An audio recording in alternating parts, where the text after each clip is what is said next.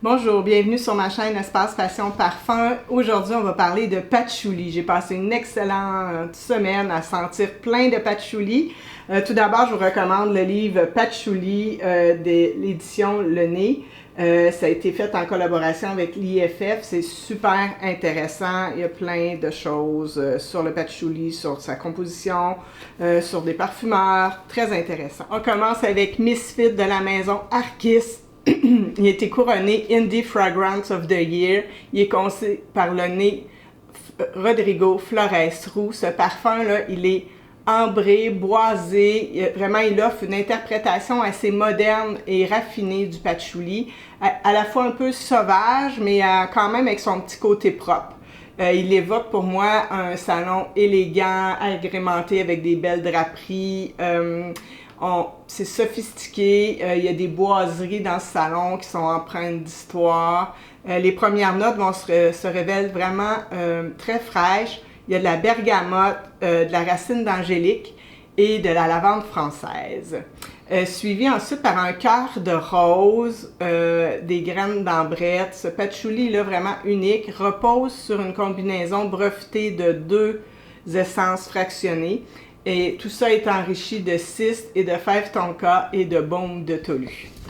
L'ensemble dégage vraiment une fraîcheur chic, élégante et sophistiquée. Celui-ci, on peut le trouver chez Étiquette à Montréal. Maintenant, on s'en va chez Patchouli Intense de la maison Nicolaï. Aujourd'hui, on plonge vraiment dans un patchouli totalement aromatique et unique. Ce patchouli, il est lourd, il est terreux, mais aussi vert et très aromatique grâce au géranium et à la lavande qu'il contient. Et attention, là, ici, c'est relevé par une touche épicée aussi de cannelle qui va apporter vraiment un contraste très intéressant. C'est un patchouli herbacé, épicé, avec une overdose de lavande et de géranium qui explose vraiment en note de tête.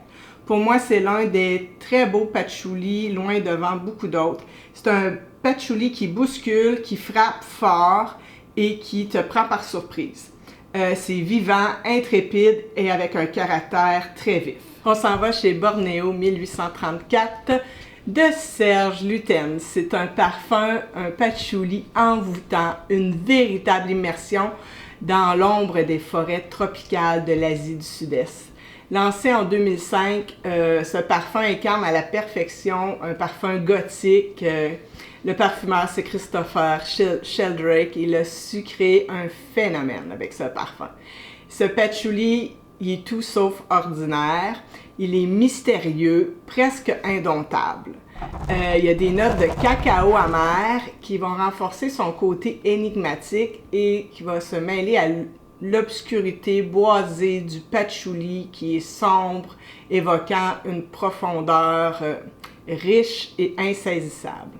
Un patchouli dans sa véritable nature, vraiment.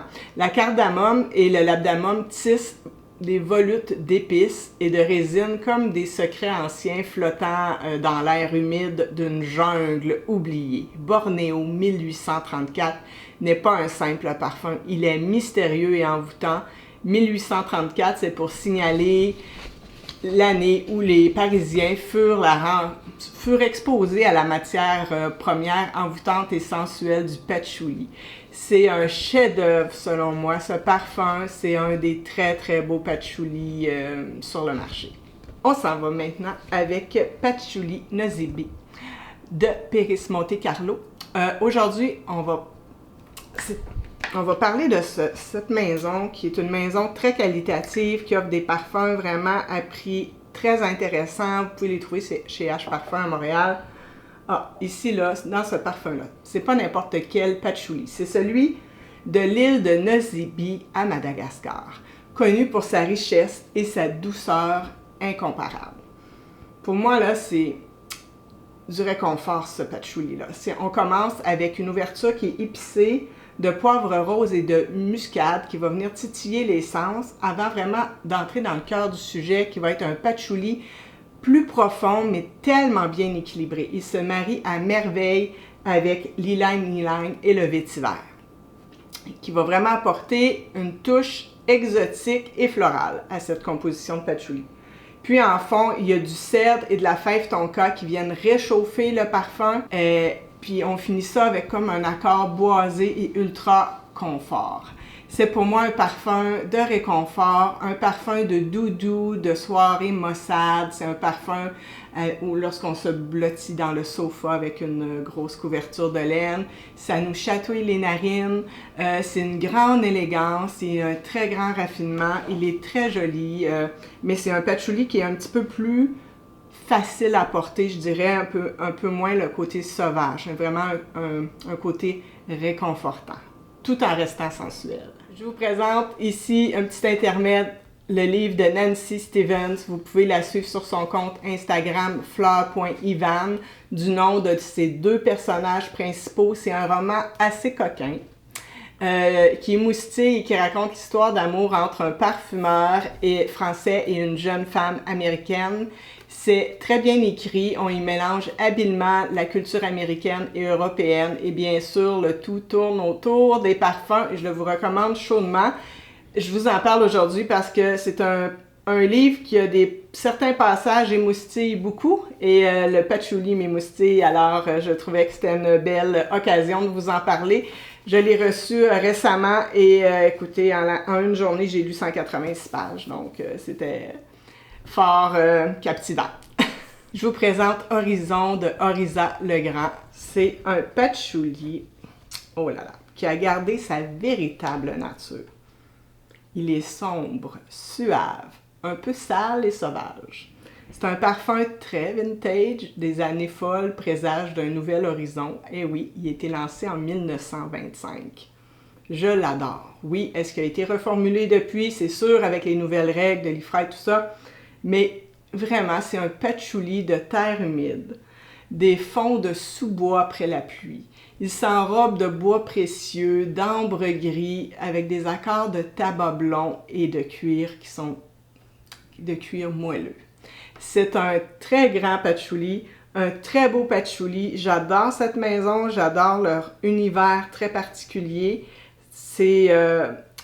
Il est encore abordable, ce parfum-là. C'est un très beau patchouli. Maintenant, on s'en va voir Psychédélique, chez Jovois. Qui ne le connaît pas encore, levez la main.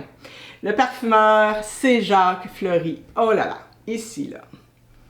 C'est un patchouli très liquoreux. C'est une overdose de patchouli indonésien dans une base qui est très ambrée. C'est sombre et plein de luxure, je dirais. Il y a de la rose, du géranium qui vont venir soutenir la sensualité du patchouli. Le patchouli qui va avoir un petit côté cacaoté dans ce parfum. Il est légèrement fumé aussi. Il y a une vanille décadente dedans. Le parfumeur en dit que c'est un hommage aux hippies des 70s et qui ont fait du patchouli l'étendard mythique de la liberté. C'est ça, c'est un patchouli vraiment liquoreux, ambré, que beaucoup de gens aiment. Moi, je l'aime aussi beaucoup. Et oui, Patchouli Paris, on l'attendait tous, je l'attendais et je l'avais senti en avant-première il y a quelques mois. J'avais gardé précieusement ma touche. Alors, Guerlain nous ont concocté un petit patchouli. Bon, ma première impression lorsque je l'ai senti il y a quelques mois, c'était vraiment une ouverture d'aldéhyde qui m'a vraiment surprise. Je suis revenue à la maison perplexe, mais j'avais ma touche avec moi.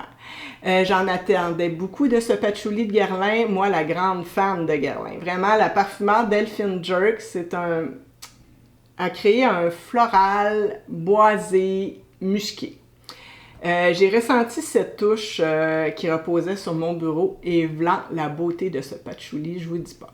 Cette touche a senti des jours et des jours et vraiment ce dry down m'obsédait. C'était si beau. Je suis retournée à la sortie du parfum et depuis, je le teste depuis 3 semaines.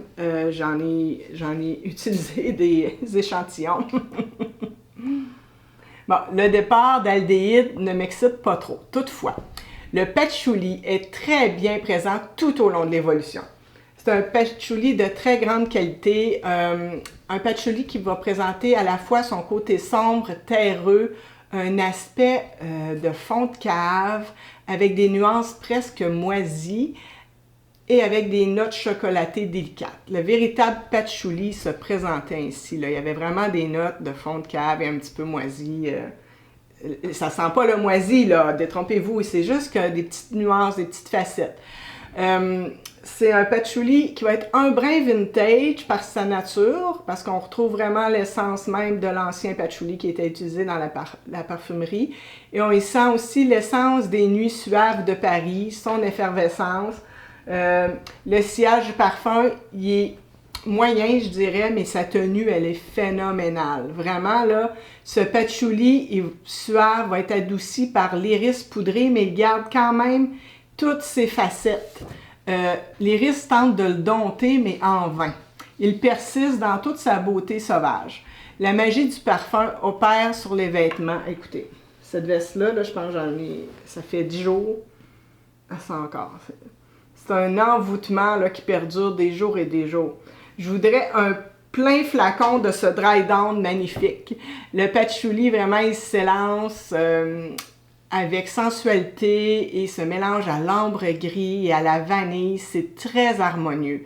J'ai testé presque une vingtaine de patchouli cette semaine pour les classer et chercher le patchouli qui ressemble le plus à la véritable nature du patchouli.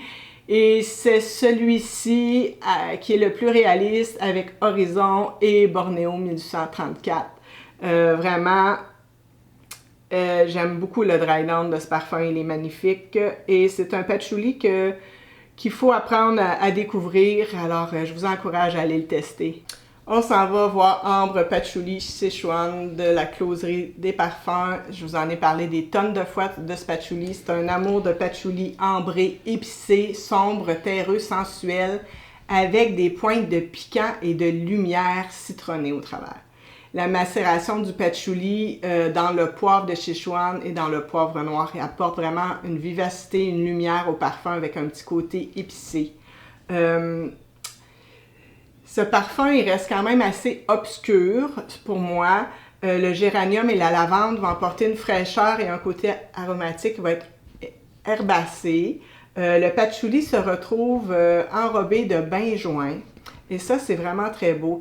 Le benjoin va venir nous séduire par son aspect vanillé. Sur mon conjoint, là, ce parfum-là, là, il prend une forme très chocolatée. Il a un sillage totalement incroyable. Alors, je te dirais que ce parfum-là, il prend vie sur notre peau, dépendant de la personne qui le porte. Écoutez, mon fils l'aime beaucoup, mon père l'aime beaucoup, alors il couvre très large, là. Et les femmes, autant que les hommes, l'aiment beaucoup. Alors, c'est un très bon choix de patchouli à aller chercher. Maintenant, je vais vous présenter Patchouli Magnétique. C'est un extrait de la maison Crivelli. Son parfumeur, c'est Quentin Biche.